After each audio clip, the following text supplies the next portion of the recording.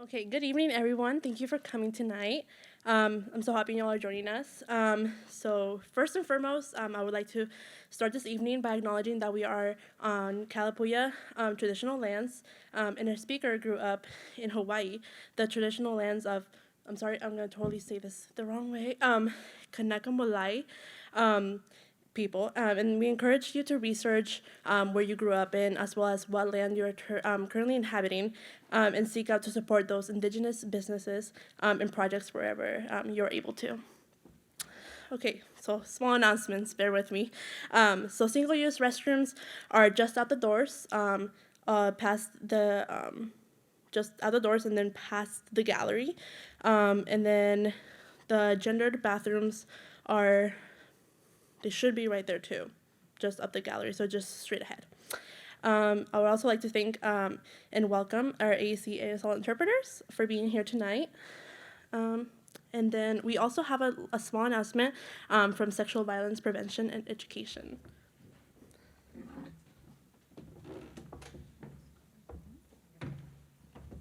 Thank you. Hi, everyone. My name is Ritu Roy. My pronouns are she, hers, and I'm the Assistant Director of Sexual Violence Prevention and Education here on campus.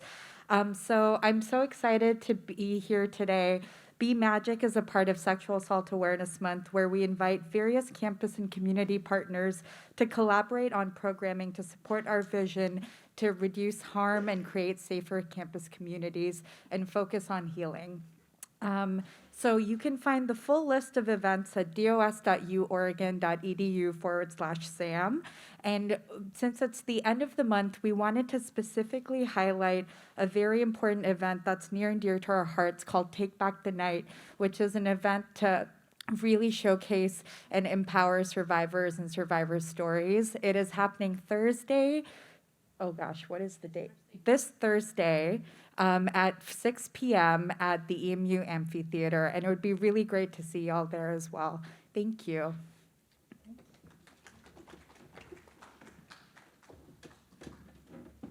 Thank you. Yes, so I'll be there too, so everybody should go there. The Women's Center is helping. It's their annual event, so excited. So more small announcements. We are also still hiring for our B Series team for 2022-2023. We are hiring for our logistics person, so if anybody here in the audience would love to be part of our team and put on amazing events like this, you can email your resume to sabbe at uoregon.edu, or for more information, you can totally follow us on Instagram at UO_B series. Okay. So also at your tables, you may have noticed small flyers. Those are our surveys, just like general feedback for these events. So if you could please fill those out, we would deeply appreciate it. As well as we have flyers for our next event and final event of the year, BU with Jade Fox. So you can RSVP for that. So excited. And then you'll also see another flyer. Well, there's another flyer for SVPE, and then another flyer for our giveaway that we are doing tonight, which is a tarot reading. So if you would love to be a part of that, which is amazing, you should totally sign up for that. You just have to follow us on Instagram, and we'll be doing the drawing tonight here. Okay, now for what y'all came here for, please help me welcome our speaker for tonight. They are a multiracial scholar from Hawaii, sociologist, associate professor at Pacific University, and founder of Grounded Magic. And his work merges academic background and magic to support identity work that focuses on healing and dreaming beyond expression. So if y'all can help me welcome to the stage Daniel Eisen.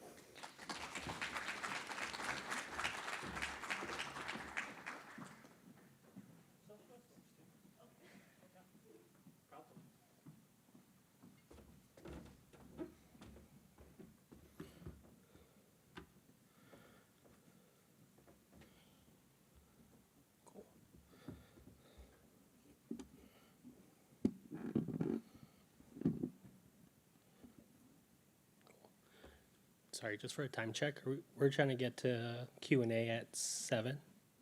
Okay. we can make that happen. I think. Okay. So yeah, I just wanted to. Thanks for having me here. It's a pleasure to be here. It's an honor to be here. It's a privilege to be here. Actually, um, it was.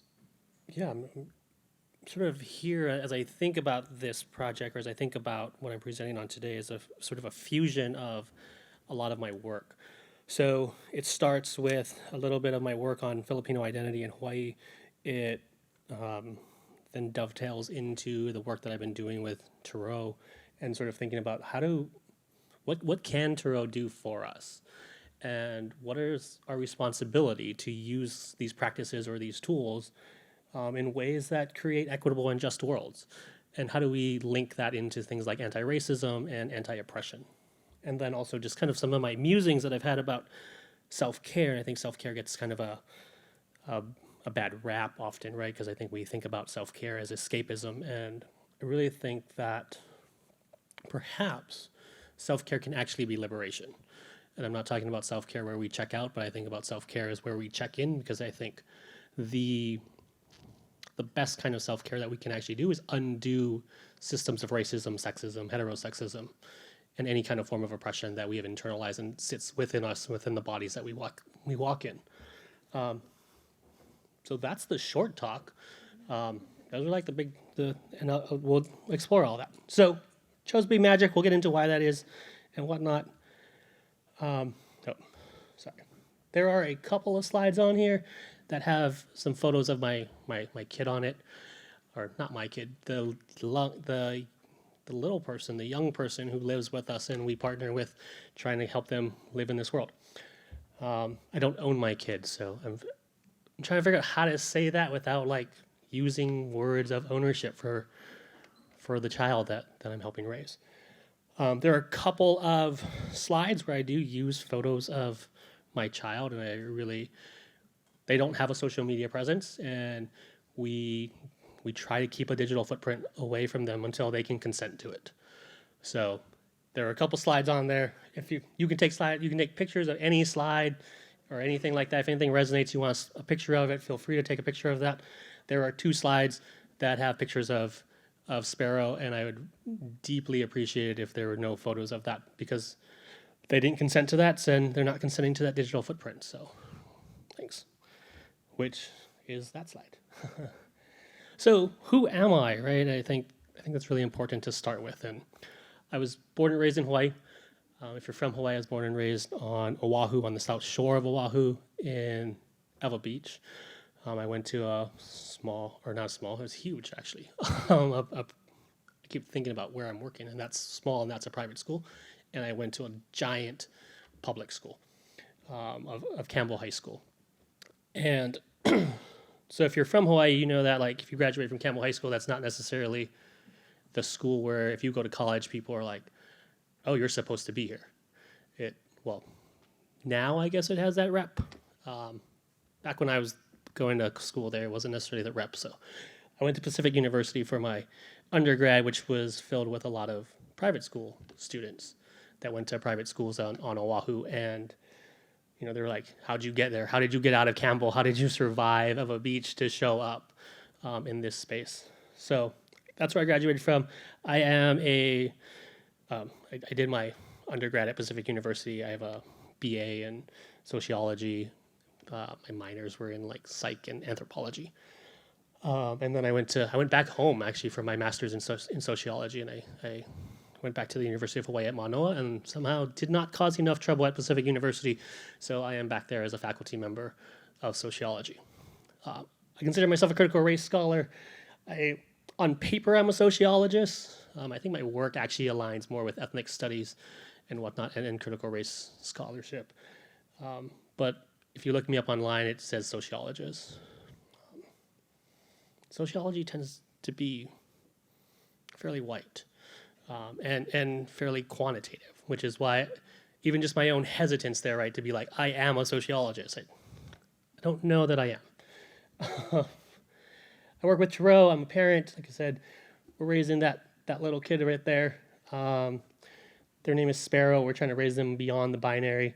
And to be completely honest, there's not really like anything good about COVID. There's nothing really good about living in a pandemic. But if I had to find something, it was we've got 2 years with that little human up there, without a lot of other people like influencing us on issues of race and gender and class. So we've been able to kind of remove a lot of our ideas about gender, or at least like work through those and try to raise them beyond the binary. I'm Filipino and white. And white actually is Scottish, Swedish, Jewish, and German.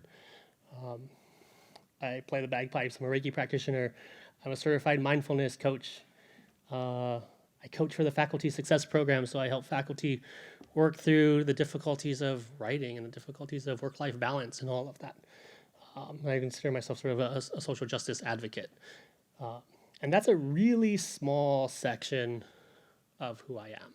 I think those are the parts that sort of relate to what we're talking about today. And I think you'll see those things woven through. So I just wanted to highlight those.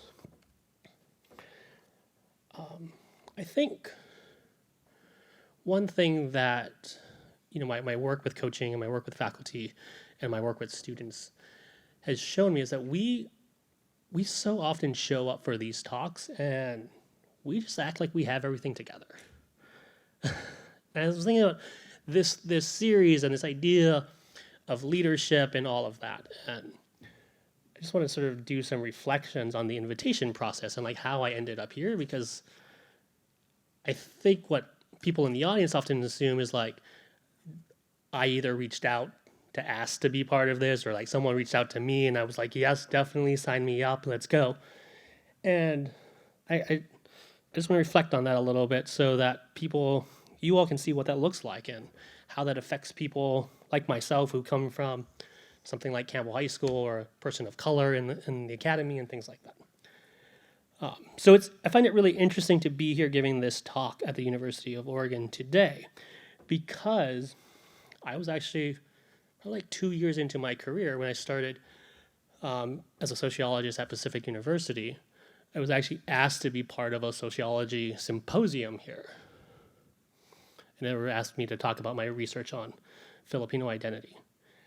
So I was a junior faculty at the time, right? I've like just got the job, second year, just kind of figuring everything out and get this invite to be part of and it wasn't even like a big thing, right? It was like a brown bag symposium within the sociology department. So in my mind, I'm like, that's super cool. People need to know about Filipinos in Hawaii.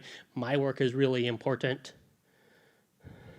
And then I didn't actually accept that invite. I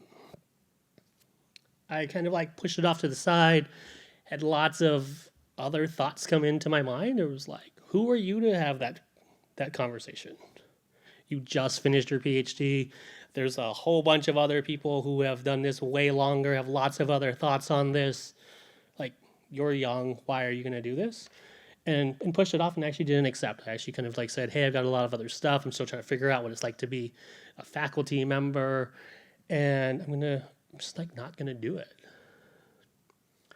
Which is really interesting because you just got your PhD, right? You should be like, yeah, let's get out there. And we think of the PhD as kind of like the stamp of approval that's going to make us be super confident, and it's not. Because you still know that you're sort of brown in the academy and you're still young in the academy. I graduated with my PhD when I was 25 or 26. So I passed it off. And then I actually did an Instagram live where we were talking about Filipino identity and a creator who's doing a Filipino-centered tarot deck. And actually from that, got a reach out. It was like, hey, we got this B-series thing. You might be a really good fit. Do you want us to propose your name? They have people vet that and invite you to talk. And I was like, sure, I'll do that. And then what I did was I looked up the series. And I looked up like who was in the series and all of that. And one of the names that like really stuck out to me was you all had Nicole Hannah Jones come in. It didn't tell me like what year that was, but like they're in charge of the 1619 project. And I was like, wait, I don't think they know who they just asked to be part of this series. Like, those are the kinds of names that you're having speak at this thing. Like, I don't belong there. And like vacillated a lot and thought about this, and I was like, I don't think I should be there. I think I need to turn this down. And we were already in the process of like thinking about doing this. So they came back, they're like, yeah, we'd really like you to come. And I was, even at that point, I was kind of like, I need to do a lot of reflection on here, because it was like, can I live up to that kind of caliber? Because I think that's what the academy does to us, right? That's what education wants us to do. That's what capitalism and oppression wants us to do, is it wants us to rank ourselves against other people. And it took a lot of thought. It took a lot of meditation, a lot of like work with cards. Just, it's fun to work with cards because they kind of confront you and say like, why are you thinking this way? What's up with that? Like, here's another way to think about that. And I was like, okay, great. Like, it's true. I don't actually have to think about my talk in comparison to someone else's talk. They're two separate things. My value and my worth is not contingent upon someone else's presentation. Which, it's been 12 years since the first invite to the University of Oregon to give a talk. So it's not an easy job, right? And a lot of this, I think, is, we call that imposter syndrome. And when you look at, I think this comes from Wikipedia, like, it's a psychological occurrence in which an individual doubts their skills, talents, and accomplishments, and has a persistent internalized fear of being exposed as a fraud. Now, we'll jump into how Tarot works here just a little bit, because I didn't even ease you into the Tarot stuff. We just started with the Devil card here. There are no bad cards in Tarot, right? So, but what the Devil card here, right, can do is it sort of asks us to think about false narratives. And one way that I could read this, right, is to be like, okay, the Devil card shows up for me as I'm having imposter syndrome, and I can read that and say, well, imposter syndrome isn't real. Like, that's all in your head. You need to get out of that. And I could read it that way, right? But I think this is where we have to think about oppression and systems of power and anti-racism. Because if I read this card here and I sit with that and I reflect on that in that way, it places the onus of overcoming this sense of worth on myself. Like, as if it's all in my head and I'm just making this up. And imposter syndrome, right, is not just all in our head.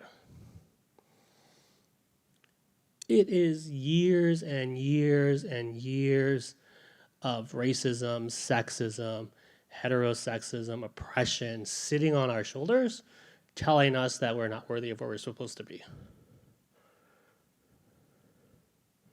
So as I read the Devil card, right, I can read that as like, you need to fix your own ideas.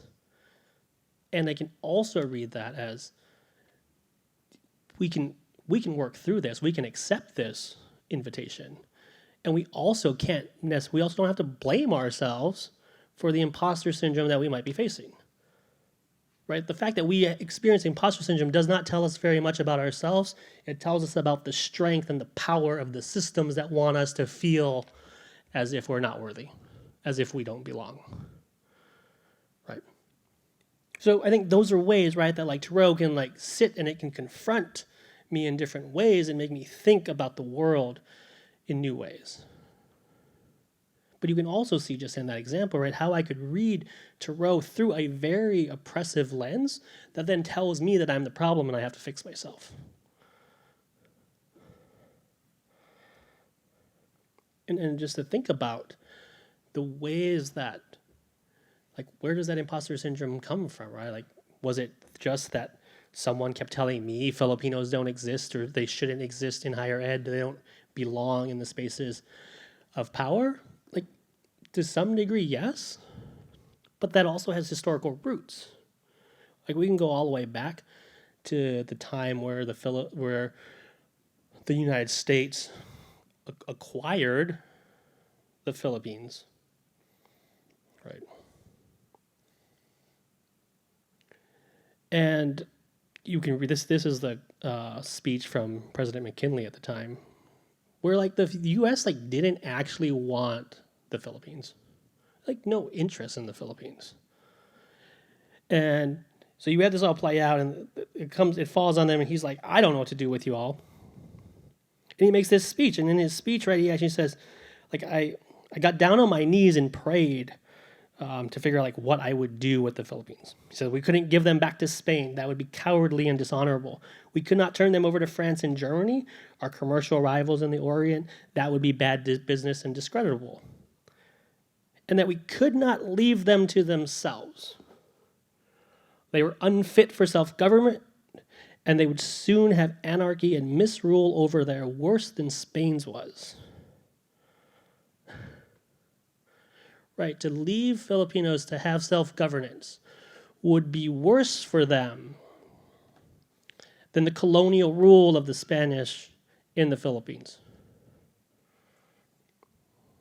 And therefore, there was nothing left for us to do but to take them all and to educate the Filipinos and uplift and civilize and Christianize them, and by God's grace do the very best we could by them as our fellow men for whom Christ also died. So this stuff goes back, right? This isn't just about me being told that Filipinos weren't enough.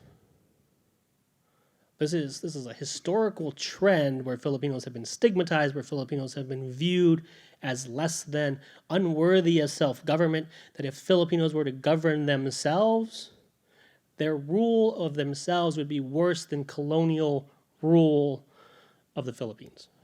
That's some weird mental gymnastics, if you ask me.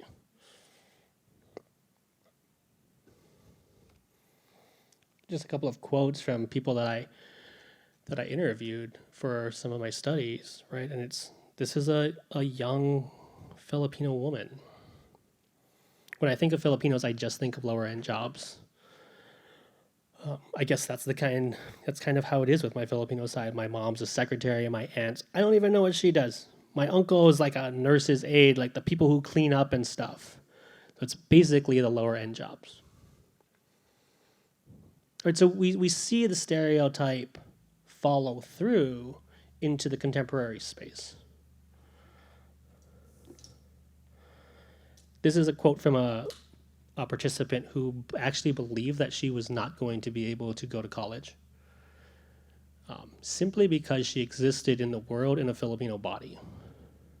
Because she existed in the world in a Filipino body and was seen as Filipino and could not hide her Filipino-ness, she believed that she was destined for service work. And then something happened in high school, and she said, I met with college students who were Filipino, and they demonstrated how proud they were to be Filipino. She finally had tutors. I met this one tutor, she was Filipino, and she talked about how proud she was to be Filipino and what she did. She was the first successful Filipino I knew. She made me question the stereotypes.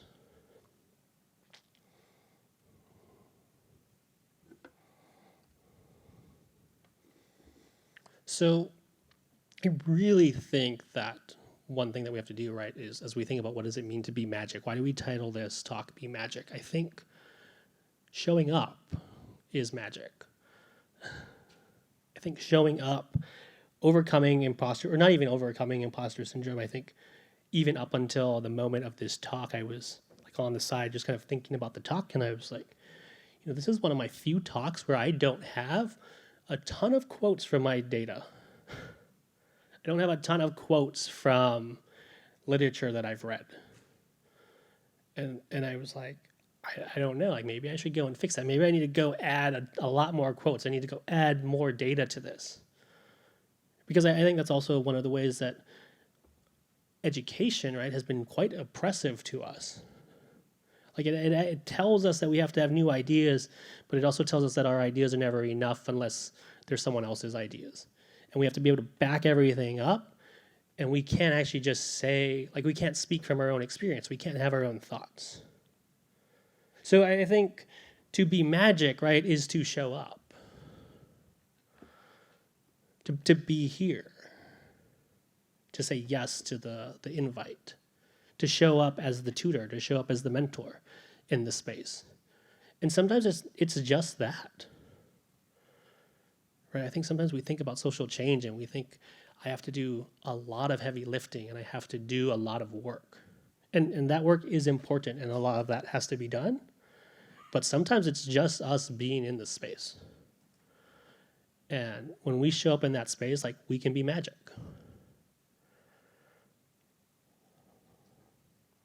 A lot of, I also, as I packed for this, right, we drove down from Portland a couple of days ago. And like, I packed like some like black slacks, and I also packed like a shirt with a collared shirt and stuff like that. And even as I was packing, I was like, I'm not going to wear that. But I still packed it, right? Because who knows, like, on this day, right, maybe I'm actually going to figure out, I'm actually going to want to like dress professional. And I put quotes around that because that's some whiteness speaking there. And some capitalism and some sexism and all of that. Just like identifying as professional. And I was like, no, like, I'm going to show up like this, right? Like, and like, why not? Right? What is it? If I came and dressed in a way that was like fit the dominant narratives and the dominant ways of showing up, am I really showing up? And what would it do, right, to come in and like not talk about imposter syndrome, to not talk about the process of accepting the ability to speak here today and to speak to you all, and not talk about the ideas that happen about dress and like what should I wear and how should I design this PowerPoint? Should I have more data? Should I have more quotes? Because if I just came and did all that, which I could do, like, I made it through higher ed, which means I can do that. That's what making it through higher ed tells me, is that I know how to play the game. And I could do that, right? And if I did that, then I would basically uphold, or at least in my ideas, right? I would basically uphold the idea that that's how it all works. And as I think about the opportunity to speak to people who might want to make change in the world or might want to be leaders in the world, right? I want to burst that bubble and undo that. So show up in ways where those ideas of professionalism, those ideas of having it all together, don't have to be what we think is actually happening. And I think that's what Turo does for me, right? Is it helps me see sort of beyond the confines of reality, right? So what does magic do for us? I think it does a lot of things, but I'm going to frame it on three different things here. I think, one, it asks us to question reality. Showing up in ways where, you can think about, just think about like, and we don't even have to think about magic as in witchcraft or Wicca or paganism or anything. You can think like magic, like stage magic, any kind of magic you want to think about. Like, imagine that moment where like someone made something disappear, or they did a card trick, or whatever it was, right? And you're in the audience and you see that, and you're like, wait. And like all of reality kind of stops, right? And you're like, how did that happen? And then we try to rationalize it, and sometimes you can't actually rationalize because you can't figure out how it happened. So you just have to accept that, like, you don't know how it happened, and that perhaps the laws of reality could be bent. And also, like, what fun that is, right? To think of the laws of reality could be bent. To not have to rationalize it. To think that the world that we live in could actually be different. I think that's what magic can do, right? It asks us to question reality, which then tells us that things can be different. And when we understand that things can be different, that reality doesn't have to be the way that it is, it dares us to dream. Right? And it relinks us to our inner child. I kind of dug into that first slide there, but I also realized I have slides that follow up on that. But as we think about that that first part, right, where it tells us to question reality, these are not, so all of the depictions of cards that I'm using here are not like your traditional tarot cards. And I actually don't work with the traditional tarot cards, which are the Rider-Waite cards. I find them highly oppressive. I find them very white. I find them, like, they're rooted in like this European imagery and this like very white-centered imagery, and yeah, that just doesn't do it for me. So actually, working with tarot, I think my first couple endeavors or forays into it, right, were really to check them out, and I was like, this doesn't work. I don't like this. This doesn't make any sense to me. There's like we'll talk about this in a little bit. There's a card called the Hierophant, which is like literally the Pope. I'm like, as a Filipino, as a person living in a Filipino body who comes from descendants from the Philippines, like, that's highly offensive to me. You think about like what the Catholic Church did in the Philippines and the way that religion was used to undermine culture and kill culture and basically try to eradicate culture. Like, I can't see myself in that deck. I can't work with that deck. And I think that's, a lot of people will tell you, if you want to learn tarot, if you want to start looking into that, like, that's the first deck that you should buy. If there's any advice on like the sense of tarot, is like, don't buy that deck if you don't resonate with it. You can buy any deck, find the one that you see yourself in, and that's going to resonate so much more. And then we can read it in different ways, right? So we look at this and we look at the imagery of someone being blindfolded, and the traditional reading of this is supposed to be like difficult decisions, it's an impasse, and it's avoidance. But I think we can read this, right, in ways of like, what is real? What is the reality that we are living within? Like, where am I not allowed to see? And I think in this imagery, right, even in the traditional imagery, this is one of the cards that we could actually keep the imagery on, I think, is who placed this in front of me so that I'm not allowed to see? Who told me that I can't see these things? And then how did they insert fear into myself so that I was afraid to actually see the realities that could be? So what would happen, right, if I took the blindfold off? But also, how has society made me so comfortable with the blindfold that I don't want to take it off?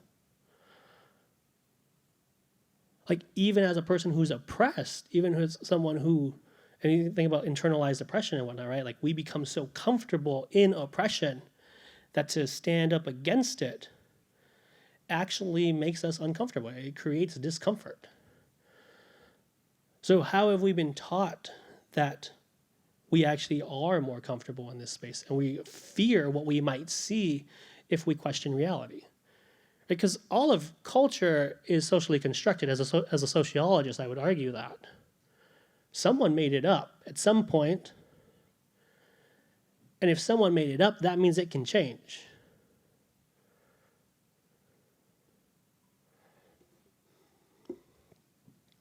But for it to be able to change, we actually have to hope. We have to be able to dream, right? And so we have the star card here, which,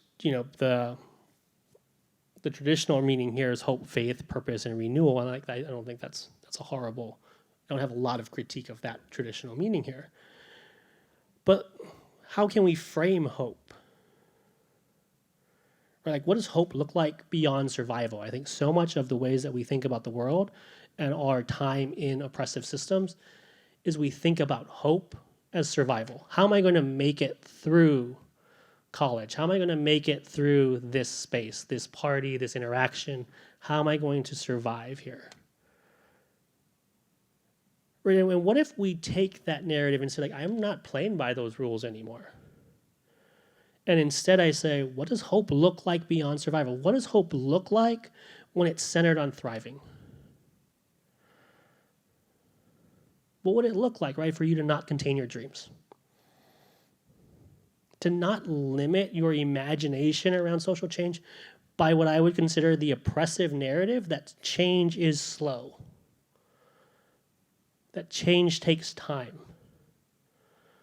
I mean, how many people have heard that, right? Like, we have to wait. We're just like, wait it out. It's going to happen eventually. Eventually it's going to happen. And like, what if we didn't accept that? And there's many cases that we can point to where change wasn't slow, right? It happened. We got enough people to get together. They were like, yeah, we're not doing that anymore. And we stopped. So there's a way that systems of oppression, right, create narratives that also keep us from wanting to engage in change. They want us to believe that it's slow so that we don't dream, that we don't imagine beyond reality. Or if we do imagine beyond reality, it's just a little bit. So that people in power, that people in privilege can feel comfortable with the change. Right? Critical race theorists talk about interest convergence and the idea that those in power will only accept change and accept shifts when they also benefit from it. So they're not going to accept radical change, but they might accept a little bit of change. So we might not undermine white supremacy in the university system or the education system, but we'll create safe spaces for people. Why? Because we're like, oh, if we create safe spaces, the people who aren't coming to our university who don't feel safe here, who don't feel represented here, will come. Because we can say, hey, we'll take your tuition dollars and you can hang out in this space.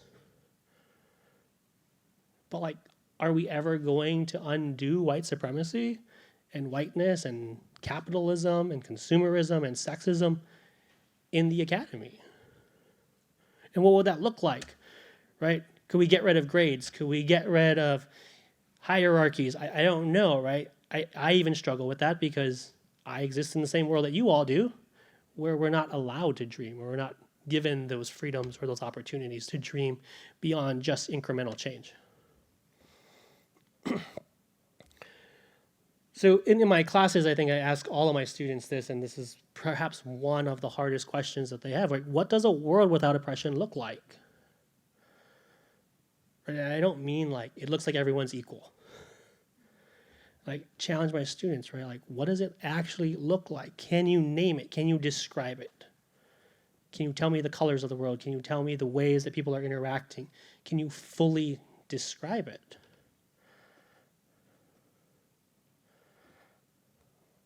And then even harder, what does it feel like? Right? When you sit in that imagined world without oppression, what does it feel like to you?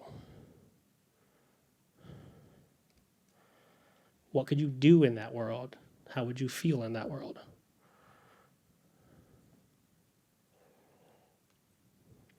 And it's hard, right? These aren't questions that you can have, that a lot of people have concrete answers to.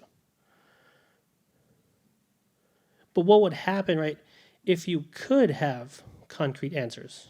Sorry, I'm going to skip ahead here. And I don't think they want us to dream, right? Because I think this comes from Audre Lorde. But she writes, right, like, for once she's writing about the erotic, and she says, for once we begin to feel deeply all the aspects of our lives, we begin to demand from ourselves and from other life pursuits that they feel in accordance with that joy which we know ourselves to be capable of. So if we can keep ourselves from dreaming, right, then we don't actually demand that. But as soon as our imaginations become unlocked, as soon as we can put a name to what that world's going to look like, we can describe it, we can feel it, we can imagine ourselves in it. And maybe that's where tarot or other magical rituals or whatever it is, meditation for you, or whatever it is, right, that can transport you into that world can become a really powerful tool for change and social justice work. Because when you can be there, when you can imagine it and you can see it all around you and feel it all around you, you're like, that's what it should feel like. And then you walk through the world and you demand that of the world. But if we never get the opportunity, or if we're never allowed to have that space, we will never demand it of the world. And I think magic also sort of, like I said, connects us to the inner child. So the traditional read here are creative opportunities, curiosity, possibility, and whatnot. And like, what would it look like, right, to actually nourish the inner child? The child who like runs around free. Right? I've got like I said, we're working with a 2-year-old at home. We have a 2-year-old that lives with us, or we live with a 2-year-old. I feel like we live in their house. They run everything. But like, they just run.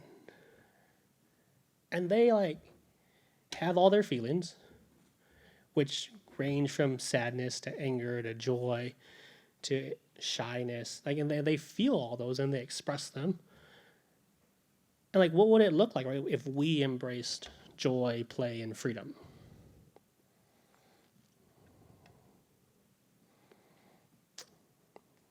I can tell you, showing up in very professional clothes is like not play and not free and not joy for me. I would be so uncomfortable here.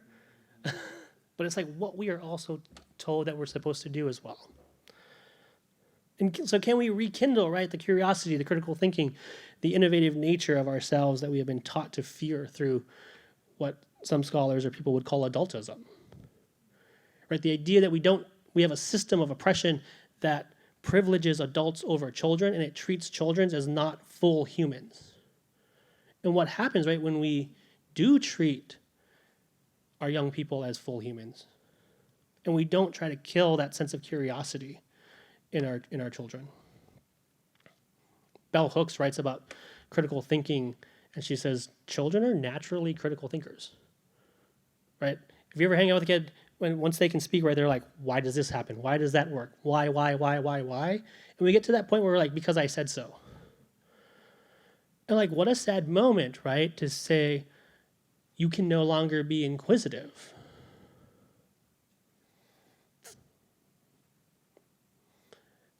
That you just have to accept what I say because I am older than you, because I have more power than you. And we can think about how we foster that in our young people at very early ages, and we can kind of imagine how that then translates into messages of racism, sexism, heterosexism. You pick your oppression. Someone else is more powerful than you. They have more privilege for you. They are in a better position than you. And therefore, you need to be quiet and you need to fall in line. So what would happen, right, if we rekindled our connection to our inner child and we allowed our inner child to play and we allowed our full inner child to just like show up?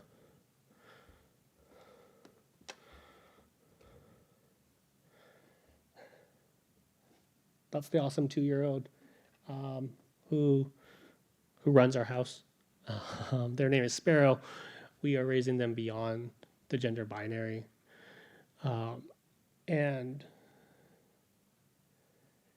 it's just interesting, right, to think about like what opportunities will Sparrow have by living beyond the binary?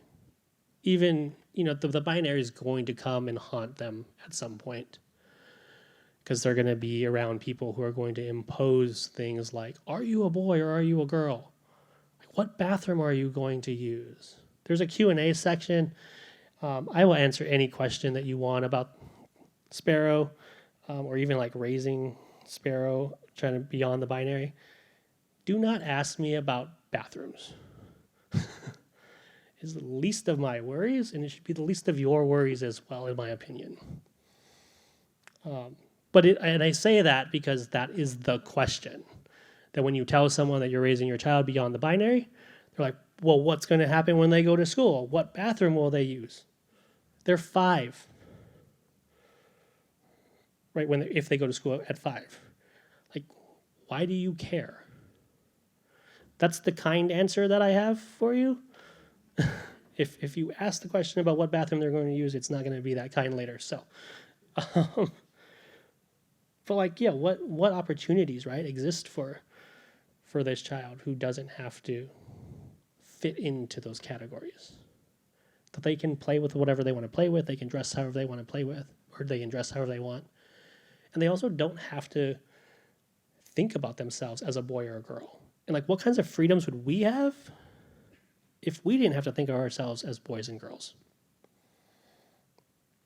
And I'm not advocating for us to be like gender blind in the sense that we ignore the ways that systems of oppression have set men up to be to have more power and more privilege than women and queer individuals and non-binary individuals and trans individuals. That's not what I'm saying. We have to recognize we sort of have to see double. We have to recognize all of that, and then also recognize that these categories are completely made up and that we can dream beyond them. So I can look at you and you can say, I'm a boy or I'm a girl, and I can say, well, that doesn't tell me anything about you. I actually know nothing about you when you tell me that. The only thing I do know about you, though, is that society treats you a certain way. Nothing about you as an individual, but I can know how society sees you and treats you, and that might affect the way that you walk through the world. I gotta run through some PowerPoints here. When we think about our magic and we think about practices of reflection and things like that, like Tarot, our magic has to be rooted in anti-racism, queer theory, feminism, anti-oppression movements. It absolutely has to be. I think. There's a lot of people who are going to say it doesn't have to be, and they're going to read the ways that they're reading, and I personally find that oppressive. It's why I don't read in the ways that a lot of people do. It's the reason why I don't read through traditional lenses of the cards as well. Because Tarot, and I put Tarot in parentheses there because fill in your own ritual and your own practice there, right? Can be radical and revolutionary, or it can be a reaffirmation of oppression.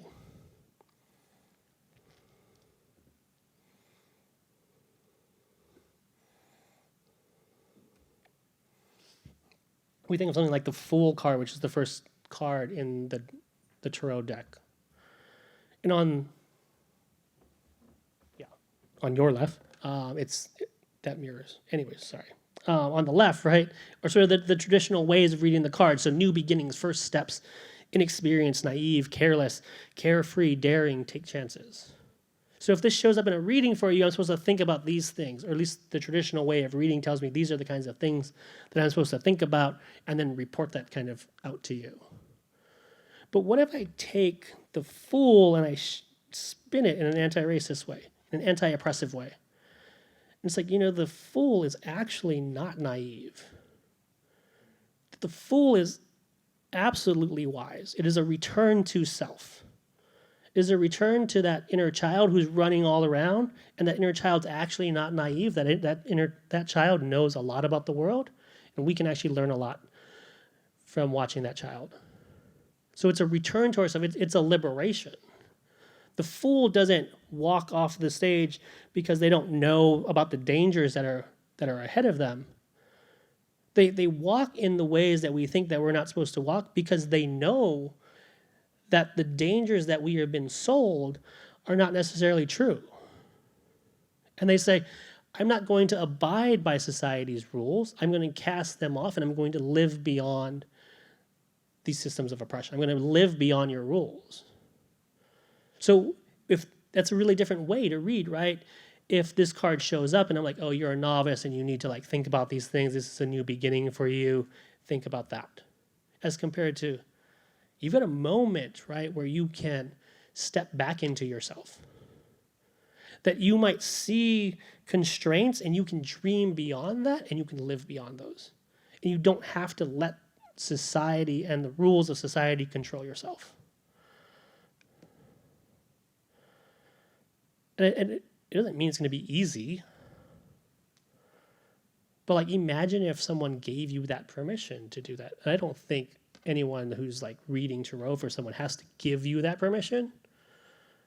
But we're so stuck in systems of oppression and narratives that sometimes we need someone to give us that permission.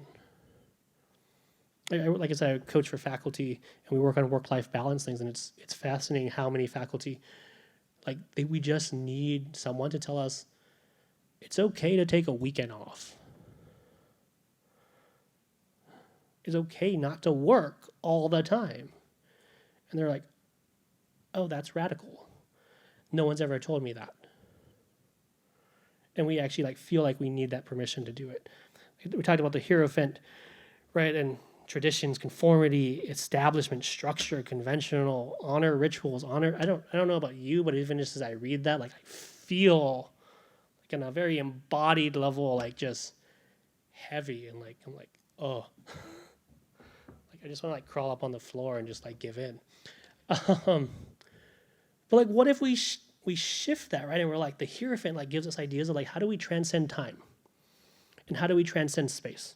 So how do we see ourselves as part of a culture that is where the present is connected to the past and the future?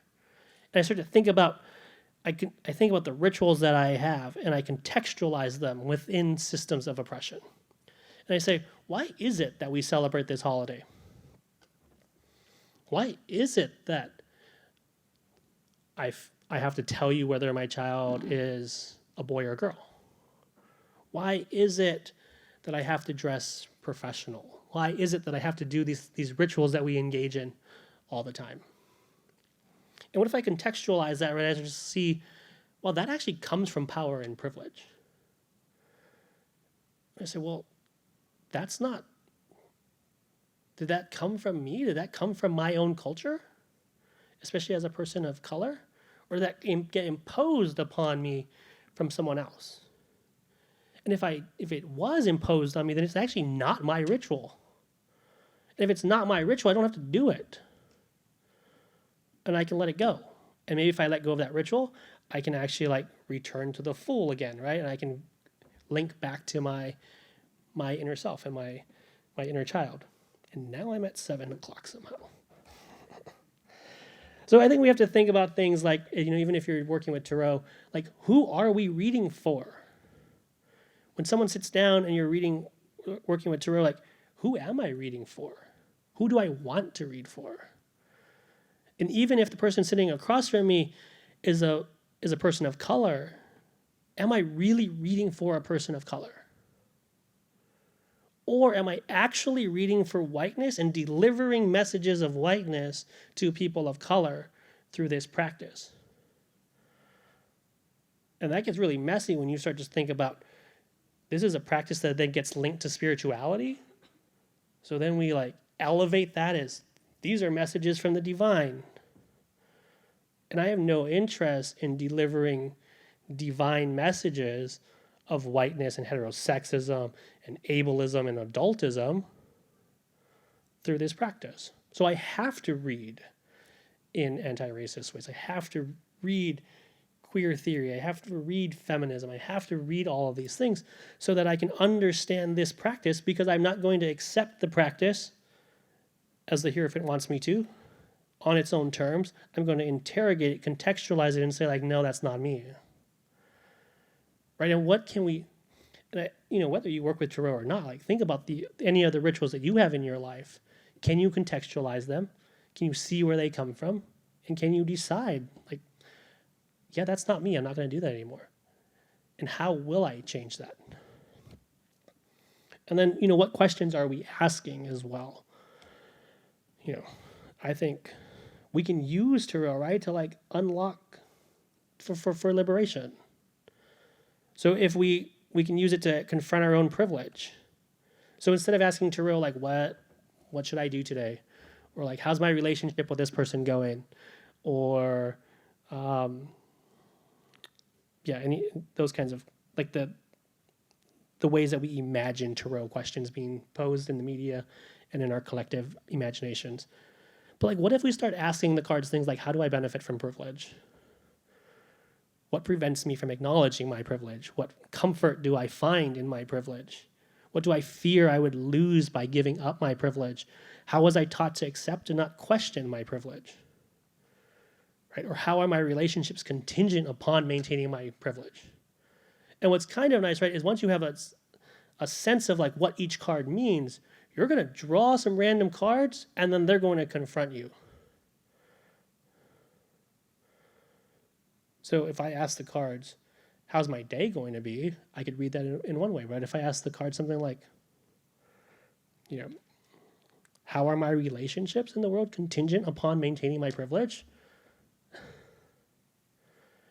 And then I have to sit with that message. And I have to actually think about that. And then I have to say, like, do I want to maintain my privilege for my relationship? How can I build different relationships? How can I transform those? You can use spreads and things like that. And what if we were using spreads, right? That were, like, what happens when you're called out for a microaggression? Obviously, like if this is the conversation that's happening, you're not going to be like, whoa, you just called me out of a microaggression. Hold on, let me go get my cards and like spin these out. But like, what if you're like, wow, you just called me out on that. I just need some time to think about that.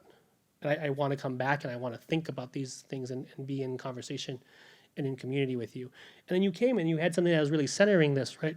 And you used the first card, just like, what's the card's wisdom that can anchor you through this learning process? How am I struggling to accept that I've caused another person pain or harm? What am I trying to protect by denying that I've committed a microaggression? What lessons await me if I open to accepting the role I played in causing pain or harm to another person? And how might I be transformed if I was less defensive about what happened?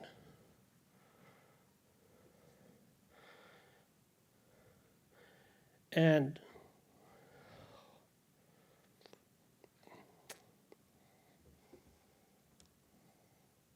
okay, so when we created this spread, I sort of like did a test run of this, right? And these are the cards. I don't have a picture of this. I'm sorry about that. But like, what if this was the reading that you got, right? Like the Two of Swords shows up and you're like, you don't actually have to be afraid of what you're fighting. You've been taught to fear something that you don't actually need to fear. And that's what's sort of rooting us as we consider our relationship to this microaggression and how we're working. And the Seven of Wands shows up for number 2, and it says you envision that path forward to be difficult, but if you pause, you'll notice that the path is actually clearly laid out before you. There are ways to do this. Caution and care is needed, but fear is not actually necessary. Right? And what are you trying to protect? You're trying to protect your vision of an idyllic world, a world where oppression doesn't exist, a world where interactions are simple because they're not nuanced, a world where you are also perfect.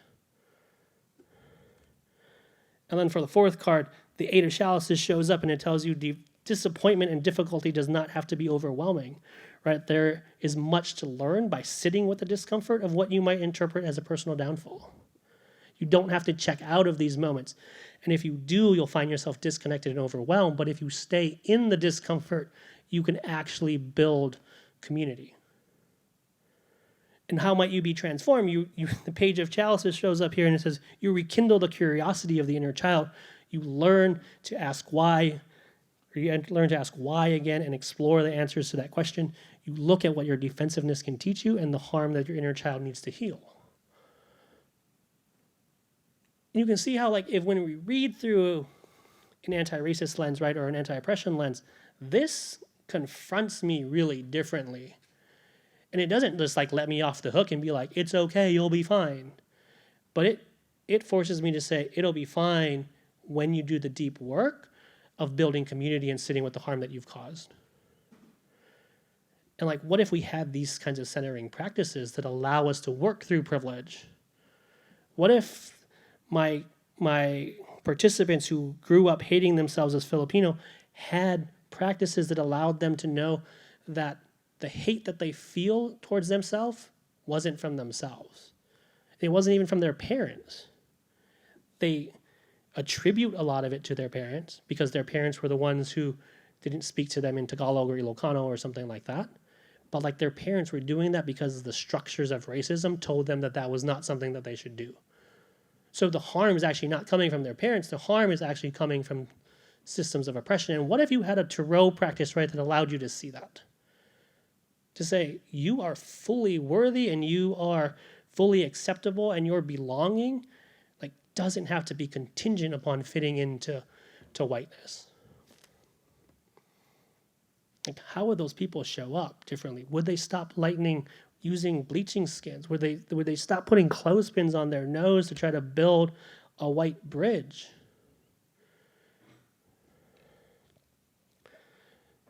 Like I said, self-care is not about escape. It's about checking in and about liberation because it's not necessarily about. I think the biggest part of self-care that we can do, right, is to check in and undo all those systems of oppression. I feel like I've talked a lot about that there. And as I thought about that, one thing that comes up for me is this has sort of been a really guiding thought for me, is that experiencing racism says nothing about me. It says something about the person engaging in racist actions. And this is what I think rituals and reflective rituals have brought me, right? Is that I can think about this and say, that's not about me. That's about you. It's about your relationship to racism. It has an effect on me, but it actually doesn't say anything about my sense of worthiness and my sense of belonging, because that's not my relationship to racism. I can live outside of that if I want to. So when I experience racism, I'm going to try to keep that, right, from playing into my sense of imposter syndrome. And if I can undo that, then maybe I won't have imposter syndrome as much. Because that instance of racism isn't about me. It's about someone else's relationship with racism. I'm going to run through these because I want to get to the Q&A. But I think, what does it mean to be magic? Be magic, we've picked up on all of these through the rest of this talk as well. To be magic is to embrace authenticity, to show up fully, to show up as yourself, to accept the bodies that we're in and not allow society to make us ashamed of the bodies that we're in. I think that's one of the biggest harms oppression has done to us, is it has made us ashamed of the bodies that we exist within. If I can make you ashamed of the body that you exist within, I can sell you all kinds of solutions. And we're never going to let that body actually be acceptable. But how can we show up authentically, and how can we gain acceptance of the self and the bodies that we live in? I think to be magic is to recognize your own agency in the world, to know that we have some control over this space. It doesn't mean that oppression doesn't exist, but that we have a little bit of control. I can choose how I'm going to show up. I also know that comes from a little bit of position of privilege. But I can think about that and say, because I have this privilege, I can do this thing. And there is agency in that. And that we can embrace change, and we don't have to see to be magic is to embrace change. To not think of change as this event in the future, but to think of change as constant. We are constantly growing. We are constantly evolving, and there are practices that can kind of center us in that change. And to think about why do we fear change? Where did we learn to fear this? And what does our fear work to uphold? What kinds of systems of oppression does our fear uphold? I think to be magic is to be rooted in the present. To not be fully focused on the future and not fully focused on the past, because the moment here, this time that we have together right now, is the only moment that really matters at this moment, in my opinion.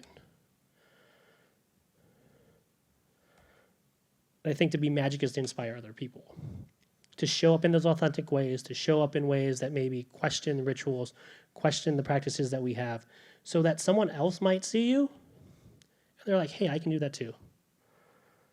I have imposter syndrome. I could show up for a talk. Because there's other people who have imposter syndrome or experience that, and they showed up for a talk. There are other people out there who didn't dress professionally when I saw them speak. So you don't have to be, we have to tear down structures. I think that's important. But I also think we can show up in small ways, and those are inspirational ways, and I think those are those moments of magic. That same moment where you're like, how'd you make that car disappear? Happens when you see someone show up authentically in the world, and you're like, how are you doing that? You're like, maybe I could do that. Quick disclaimer here, do you need props for magic? Absolutely not. Don't let anyone try to sell you on that. Don't be like, you have to buy these cards, you have to buy these magical props because these are the only ways that's going to solve your problems. That's all consumerism. You don't actually need them. It's about intent. And sometimes the props actually really help though. So if you want them and you need them, it's a good thing to have. But don't feel like your healing is dependent on buying those things. I'll leave you with these questions like, what are your rituals? Do you have rituals that align you with your inherent sense of worthiness and belonging? What sits at the core of what you need to heal? And like, can you accept that you are whole and worthy? Right? I think, you know, the idea is like to go out into the world and to be magic, to inspire and to create change by being the magical self that you are. And I will leave you with, that's the end of that.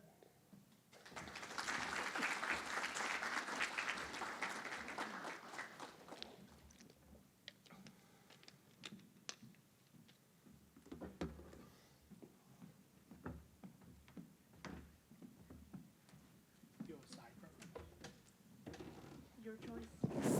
You get dibs. Okay, well, as we transition to our Q&A portion, we'll also announce the winners of the tarot reading. I have, so it's like not radio. There's all these names, and then I did like a little, where is it? A spin the wheel. So it's live. So first, we're gonna decide to do 3 tables. So don't fight over it in the table. I'm sorry. So our first one is CMAE. So y'all get to decide who wants the tarot reading. And I'll shortly put the sign up little sheet. So it's like name and your email so we can connect you with Daniel. So somebody from the CMAE table, congratulations. Next, someone from the Latinx Male Alliance and Allies table. So y'all get to choose from both of you. And lastly but not least, from Cultura Filipina. So y'all get to decide who wants that reading.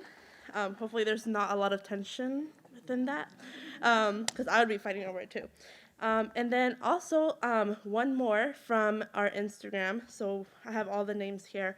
And our first one, if they're present, is Emily Fair. So at Emily Fair, F-R-E-R. Are they here? Are they present? Yeah. So at, I'll just like spell it out. EMILEYFER. That, yeah, perfect. Congratulations. So I'll go and put this right there. So y'all can come up and like whenever you want and put your name on it. Okay. Well, since we don't want to like take up much of everybody's time, I talked too long. you want to do audience questions first? That way you can open it to them. Yeah, I can go wherever. As long as we So- don't steal bathrooms. Yeah. Okay. So we'll open it up to audience questions first. So if we have our mic runner Suzanne. So if y'all have a question, feel free to raise your hand as long as it's not about bathrooms. You can ask about bathrooms. It's not even pretty. Yeah. So does anybody have any questions for Daniel? Don't be shy.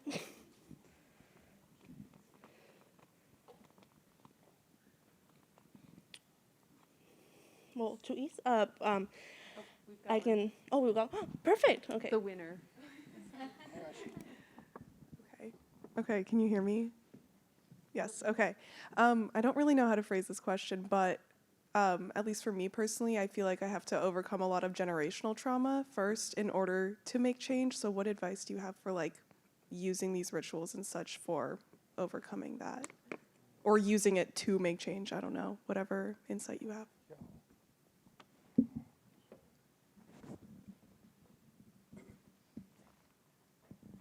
I think, like when you're thinking about generational trauma, there's, I mean, it goes so deep, right? Like even as you think about the marginalization of Filipinos, I think that goes even further back than that speech that I talked about. We're talking about hundreds and hundreds of years of colonization and people attempting to survive under colonization. And I think sometimes generational trauma, we have to sort of figure out a way to forgive the people who came before us. And I'm not talking about cases where there is intentional abuse, right? Like when I'm thinking about generational trauma, I'm thinking about people trying to survive under oppression. And we've done some really messed up stuff to each other and the people and our kids and stuff like that because we're trying to survive under oppression. Like cutting them off from culture, putting clothespins on their noses, bleaching their skin, like all of those things.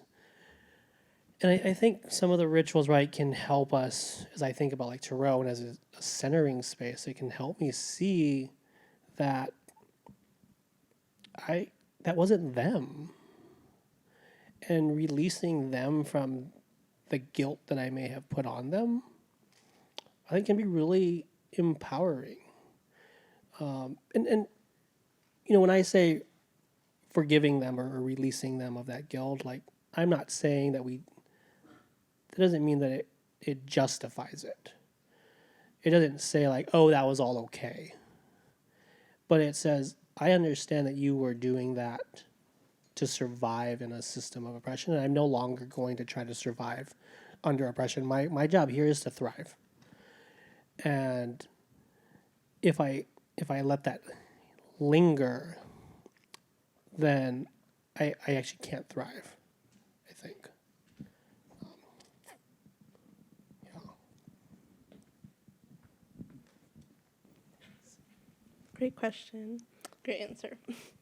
Do you have any other questions? Oh, Suzanne, right up here.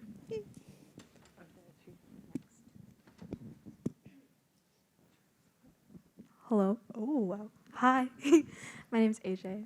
Amazing talk. It was really eye-opening, and I think you did a great job. I'm from Cultural Filipinas, and I suppose my question is just, what are your views on, I suppose, like code switching, I suppose, as a young freshman Filipino coming here. I came from a predominantly white city, and then I came here, and I came to Cultural Filipinas, and I kind of found like my family and like my home and a safe space to kind of figure out what it's like to be Filipino and who I am. And I loved who I am with these guys, but when I go out into like classes and into this still predominantly white state, sometimes I kind of find myself wondering, who am I? And like trying to figure that out, and like self-love and self-care is kind of confusing. And I suppose, what are your views on that also as a Filipino? And like, how do you think about that? And how do you work through that? I'm so done with code switching. if I could just like never code switch again, that'd be great. So yeah, I mean, if you have privilege, right? If you have the privilege to not code switch and you could do it, I think use the privilege to not code switch. And just like show up and be like, yeah, this is me and this is my full Filipino self, and like deal with it. Because like otherwise it's, oh, I have to change myself to make you comfortable. And at some point we have to just say like, no, I'm not going to code switch to make you comfortable. Like I'm going to exist fully just like you're existing fully, and you be comfortable with me here. That's far, I mean, that's hard, right? If we could all do that, it'd be great. But I think code switching is survival, and we do it because we have to survive. I think what we have to do though is like not beat ourselves up for code switching. We have to understand that our code switching is for us to survive in worlds that are not made for us. So when we code switch, it doesn't mean that we're any less of ourselves. It doesn't mean like, oh, I had to go fit into that classroom and I had to like give the presentation in that way, or I had to dress in that way, or speak in that way, or do any of that stuff. It's the game. We live in capitalism and we live in all of this oppression, and we have to play the game. And it would be nice if we didn't have to play the game. But don't think that you're selling out because you have to survive. And I think that's what's hard, right? Is when we code switch, we're like, I'm selling out on myself. And your real self is like waiting for you after you turn the code switching off. And it's just waiting for you to be able, it's waiting for all of us, right, to be able to step in without having to put it in the closet. And to really think of, so I think you can use rituals, right, to think about like, what do I think sometimes we don't actually know how we're code switching either. And I think that's important for us to learn how are we actually code switching. So you can use rituals, you can use reflection tools and whatnot to ask yourself things like, what do I leave at the door to be here? When I walk into this classroom, what am I leaving at the door? Some of that's our race, some of that's our gender, some of that's our class, some of that's all of life. Like, for some reason, we think that we're supposed to walk into classrooms and like none of our other life exists. Like, check all of your problems, check all of your racial identity explorations, your gender explorations, check all of that at the door, because like you just have to be a fully rational learner here. And I don't think we always know how we're code switching. We have a sense that we're code switching, and then we beat ourselves up about that. So I think being able to name how we're code switching and actually putting a name to that, because then we can say, do I really want to do that? Is that really necessary for me to survive? And maybe there are parts of our code switching that is necessary for us to survive in that space. And there are other ways that we're code switching that like actually isn't helping us survive. So like, why do it? So much. Ooh, thank you. That was helpful. Thank you.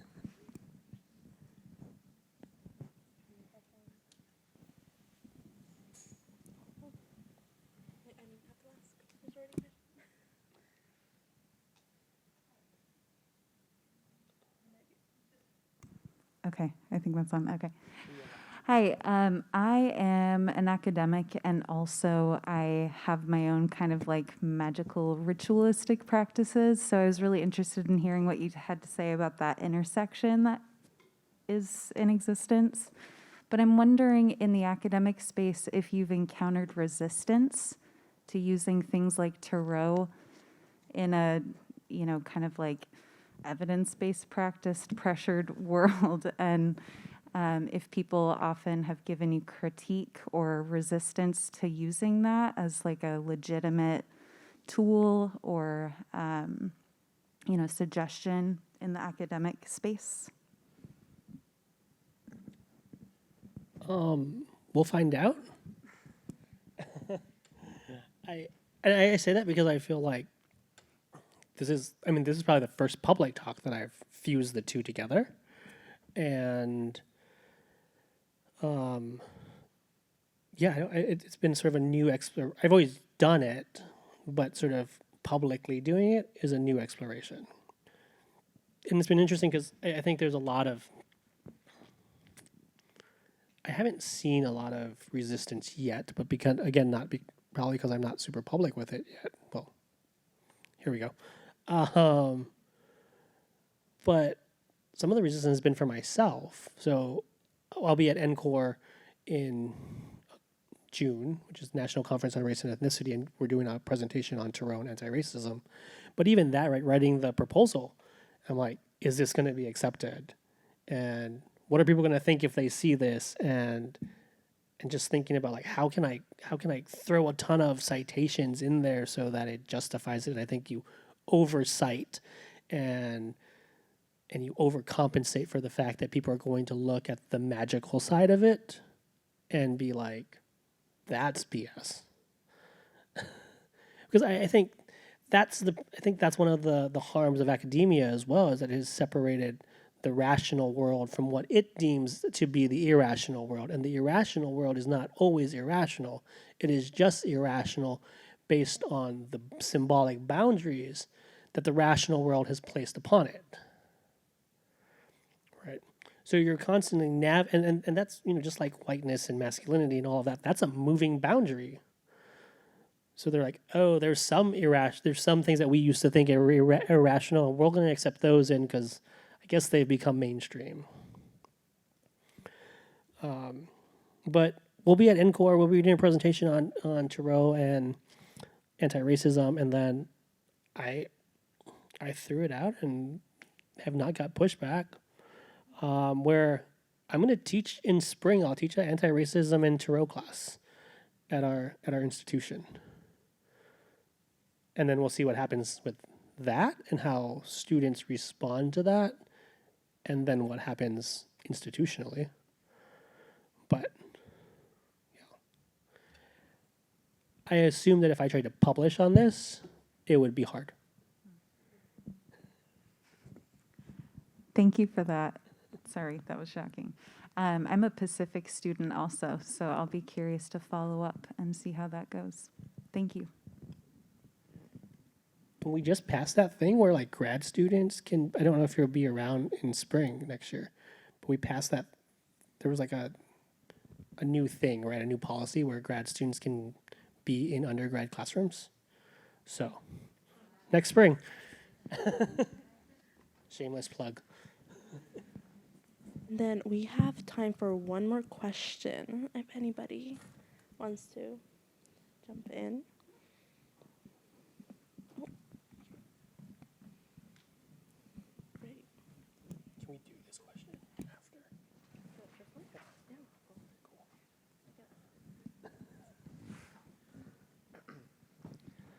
How's it, Daniel? My name is Kyle. You from Hawaii? I'm from Hawaii. I'm actually from the same hometown as you, Eva No way. Beach. So, woohoo! Cool. I guess my question is, as a fellow person that grew up in Hawaii, what is something that you learn from the islands that you take with you in your practice?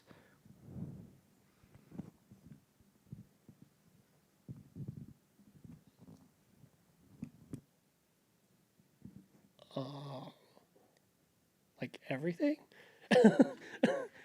um, I, I think community is, I mean, it sounds like such a cliche answer. I almost don't want to give that, but I think it is. It's community. It's, as you look at a lot of the work that I do with anti-racism or with tarot and magic and all of that stuff, like all of it is about building mutually nourishing community. It's not about like me, to some degree it's about me like liberating myself from systems of oppression, but like I don't want to liberate myself from systems of oppression if it doesn't mean that other people aren't liberated from it. I don't want to be liberated at the expense of other people. I think I have to work through liberation and work towards liberation so that I get, like I said, I can show up in authentic ways so that it helps liberate other people. Because once we create communities of liberated individuals, like, who knows what we could do? And so it's never about individuals. It's always about community. It's always about groups. And I think that's one thing you get back home that it's a struggle to find up here. And then even when you find community up here, there's still like so much jousting for power and like trying to one up each other and all of that. And you're like, oh, this isn't actually community. I think communities has to be mutually nourishing. It's sort of centered on this like ideal of mutual aid. And I don't mean mutual aid just in money, but I think mutual aid as in like energy nourishment and spiritual nourishment and sense of self-nourishment and all of that. So I think the idea of real community is something that I take from back home, and it's something that a lot of my work here attempts to recreate. So like as I was talking earlier, right, about like, can we imagine that world without oppression? I'm very far from arguing that Hawaii has no oppression and whatnot. But there is something about the way that community is done in Hawaii that I feel like reaches pretty far behind the dominant ways of knowing community and one another here. So that's the vision, right? That's the thing that I can envision. That's the thing I can name, describe, and feel so that I can try to demand that of spaces here or build those spaces here.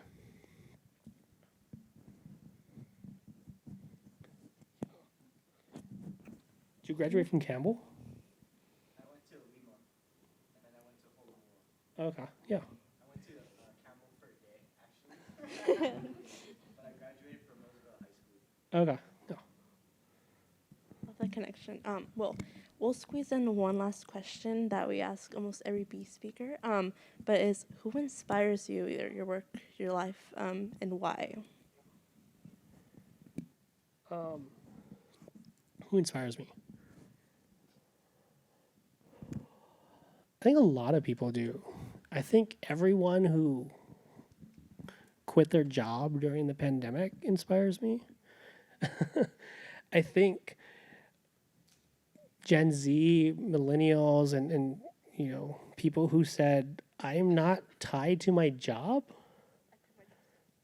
Like, and not like I'm not tied to my job. Like, it's like this idea of like, I am not going to remain in a job that exploits me and treats me solely as a worker.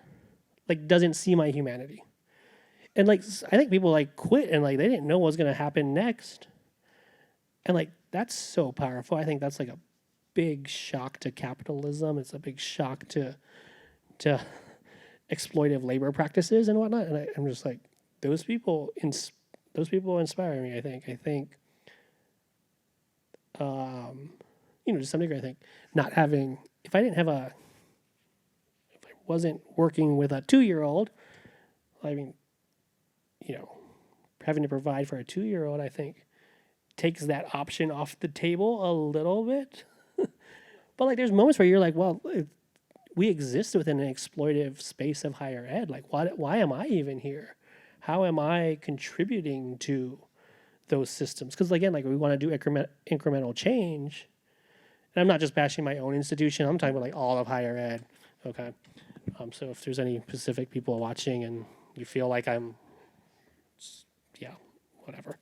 But like we want to do incremental change, and we don't actually want to have the real conversations of how do we undo systems of oppression. And like, if we're not going to have those conversations, am I just complicit in leading people of color and people from marginalized communities into higher ed under falsehoods? And am I doing more harm than I am doing good? Right? Especially when you look at tuition costs and all of that stuff. So I think people who have quit and said like, we're no longer dealing with exploitive workers, I think like those people are huge inspirations, I think. And those are younger individuals, right? That's a new generation of thought, and that's amazing. My 2-year-old, or if you would have a way to talk about a child without like claiming ownership over them with like let me know. But like that 2-year-old, like, is super inspiring. I think like possibilities that they might have, and I think about all the things that I can learn from them.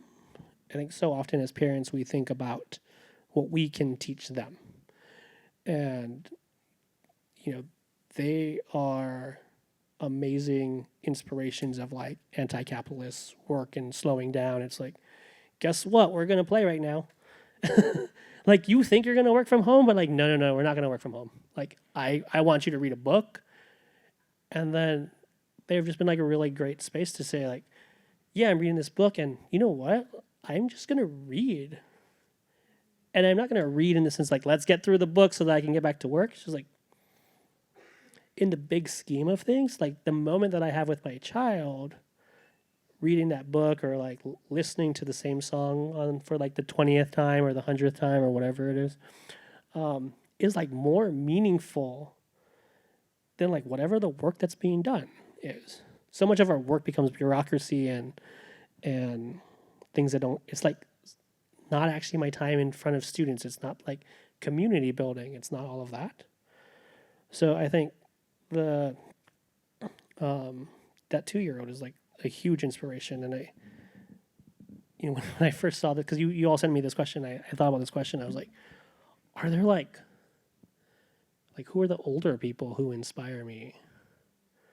And I was like, I don't know. Like, I mean, like, I think my parents and whatnot inspire, but like at the same time, like I'm like, for the most part, it's younger folk, and I don't mean that in like a patronizing way, but like there's so much fire, and there's like new ways of thinking that are like, we're not playing this exploitive game anymore. We're done. And like that's the hope, and that's the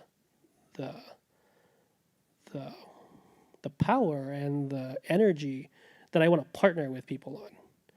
And I'm tired of like people, I'm like 36, like people my age or older that are like, you all have so much power and like so much energy. Like, I can't wait for you all to change the world. Like, no, like it's not on you all to change the world. We messed it up. Y'all are bringing fire. Y'all are bringing new ideas, and it's on us to partner with you all to help amplify that fire.